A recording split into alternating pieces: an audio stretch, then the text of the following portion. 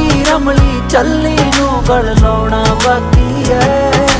ਅੱਖੀਆਂ ਵਿੱਚੋਂ ਸੁੱਕ ਗਿਆ ਹੁਣ ਤਾਂ ਪਾਣੀ ਵੇ ਸਜਣਾ। ਵੈਸੇ ਵੀ ਇਹ ਜਾਨ ਤਾਂ ਇੱਕ ਦਿਨ ਜਾਣੀ ਵੇ ਸਜਣਾ।